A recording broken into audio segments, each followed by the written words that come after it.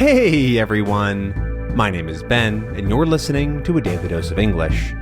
This is a short, simple podcast that you can listen to every day to enjoy your English. What? To improve your English. Why did I say that? You can find the transcripts for all episodes and more on benslanguagelab.com. I'm really glad you could make it today. In this episode, we're going to be talking about shoes.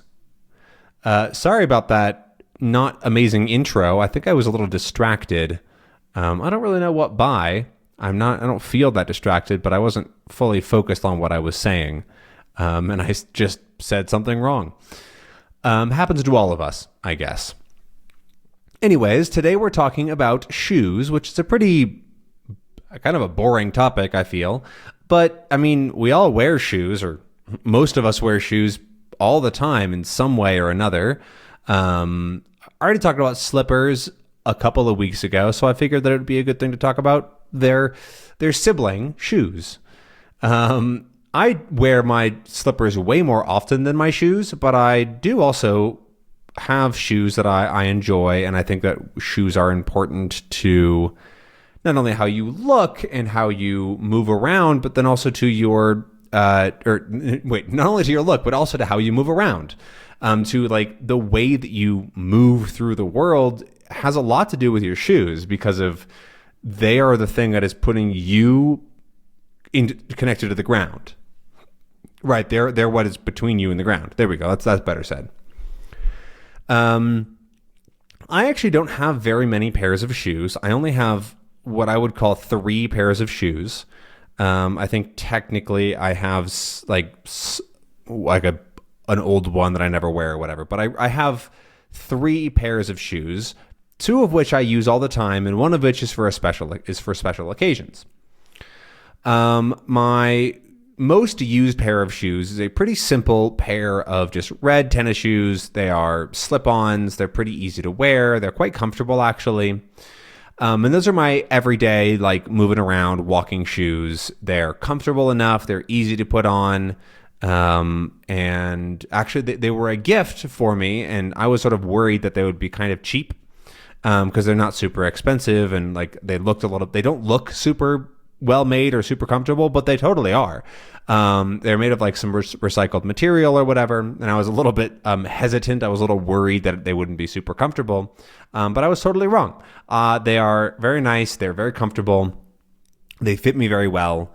And they're nice and easy. I like how they're easy to put on, right? Something that I don't like about a lot of shoes is that you have to untie them and tie them and get ready to go. And if you just want to step outside for a second or something, like if I want to go up to the roof or I want to just go down, just now, I went to go grab some packages that arrived downstairs, and that was super easy. I just threw on my shoes and it was fast.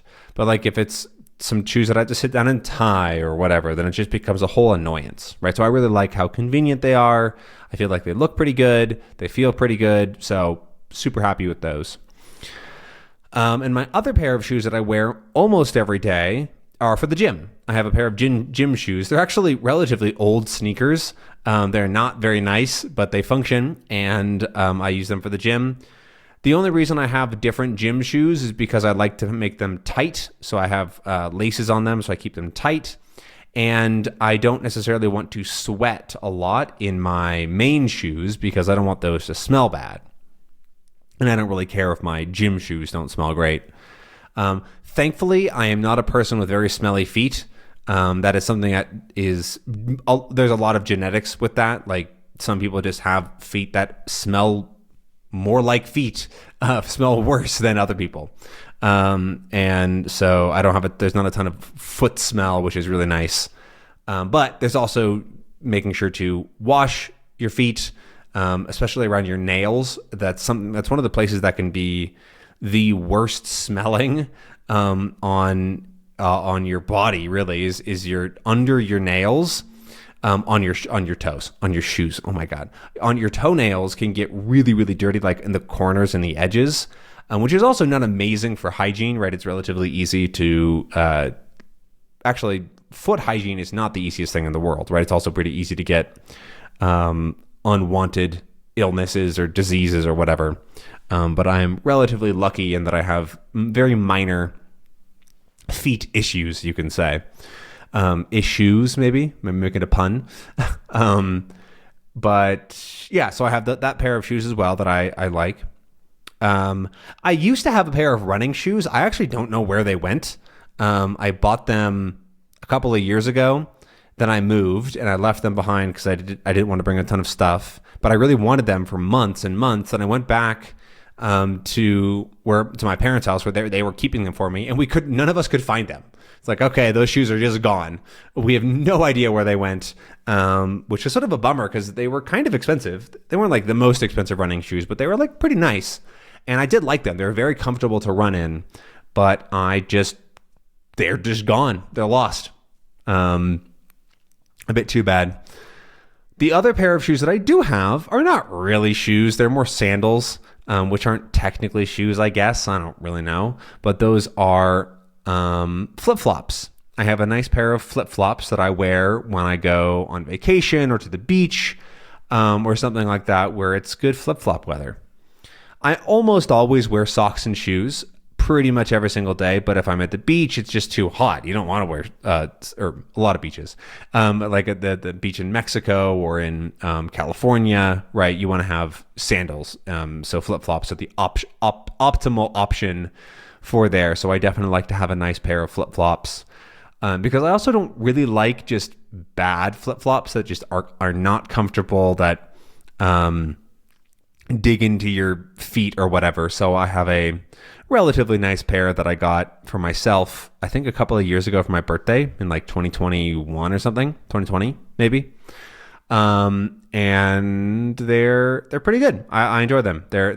I think they're worth it. I don't remember how much I spent, but I think they're worth it without knowing that.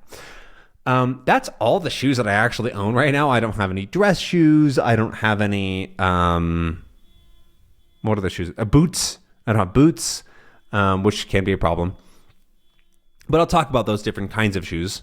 So boots are a really nice kind of shoe to have. They're very, very handy. If you would live somewhere where there's a lot of rain, mud, snow, anything like that isn't just like normal everyday wear. I don't currently live somewhere like that, but if I did, I definitely would get some nice boots because it is such a pain to have wet socks or soggy socks or cold feet or whatever.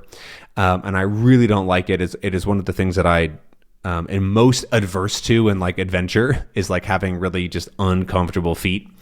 I don't like it. But like last time I was in Oregon visiting my family, we wanted to go up to the mountain and I didn't have any boots. So like I had to borrow some from I actually don't remember who I borrowed them from. Probably my dad, honestly. Our feet are relatively close in size. But it's really nice to have boots that fit you well as well because they are usually bigger and bulkier. And so if they're too big and too bulky, it's very obvious, right? If your street shoes don't perfectly fit, it's usually not huge a problem. Actually, it's still pretty annoying. Never mind. You want shoes that fit. If your flip-flops don't fit, that's okay. That can probably be fine. You're probably not going to wear them that long. But if your boots don't fit, then you're probably in trouble. Having some like hiking boots or hiking shoes is also great if you want to go hiking and stay comfortable and not get wet. That's a great one. That's probably the next kind of shoe that I would buy if I wanted to get another shoe for a different type of thing. And then the last one that I'm going to talk about is like dress shoes, which are also really good to have because they do look nicer, they look fancier, and they sort of like it does look strange to go to a place that is supposed to be fancy or nice, whether it's a party or a restaurant or whatever, or an event like somebody's wedding.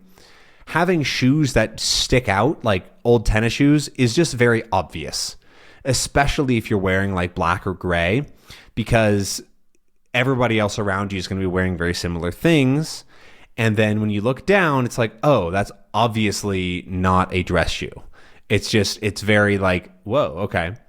Not necessarily a bad thing, but it definitely is, stands out and doesn't look as maybe elegant or nice.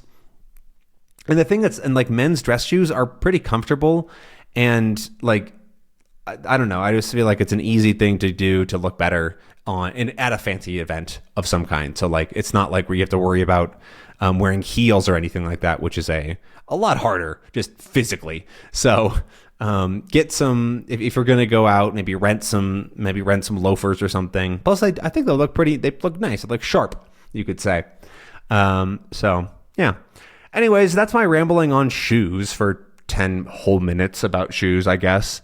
I hope that you enjoyed and maybe learned a word here or there.